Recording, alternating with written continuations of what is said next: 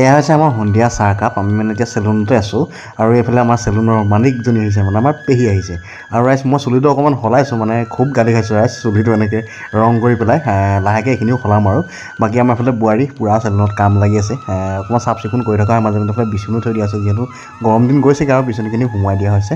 বাকী এইফালে আজি বহুত দিনৰ মূৰত চাইকেল এখন উলিয়াইছোঁ, মানে যিহেতু এইফালে ভাওনা চাওনা গৈ থকা হয়, টোপনি ক্ষতি হৈয়ে থাকে, কামত লাগি থকা হয়। আজি ৰাতি 9টা বাজিছে, বোলো চাইকেলখনলৈ অকণমান ওলাই যাওঁ আৰু মানে এনেকৈ ৰাতি ৰাতি ফুৰা হয় আৰু অকণমান।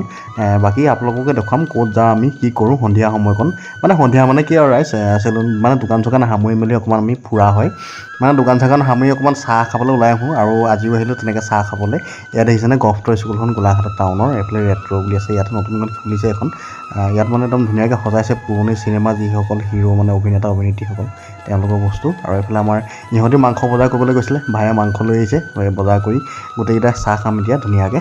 আৰু মানে ধুনীয়াকৈ সজাইছে দোকানখন, আপোনালোকে আহিব পাৰে। এইফালে জুবিন দা দেখিছেনে, মৃত্যু নোহোৱাৰ আগতে মানে জুবিন দাৰ ফটো লগাই থৈছিলে। আৰু আপোনালোকে পুৰণি মানে যিখিনি স্মৃতি, আগৰ যিখিনি পিচিঅ'ত মানে কল কৰি পাইছিলে, তেওঁলোকে এইখিনি স্মৃতি ৰোমন্থন কৰিব পাৰিব।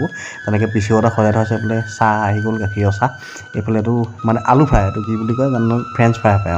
বাকী চাহ এটা খালোঁ আৰু ধুনীয়াকৈ 20 টকা গাখীৰৰ চাহ বিৰাট ধুনীয়া দিয়ে, আৰু আপোনালোকে আহিব পাৰিব কেতিয়াবা। বাকী এইফালে ৰাইজ অকণমান চাইকেল চলোৱা অভ্যাস কৰিছোঁ, চাইকেল চলালে ভাল বোলে। আৰু এয়াই আৰু ৰাতি মজা লাগে গোলাঘাট টাউনত চাইকেল চলাই।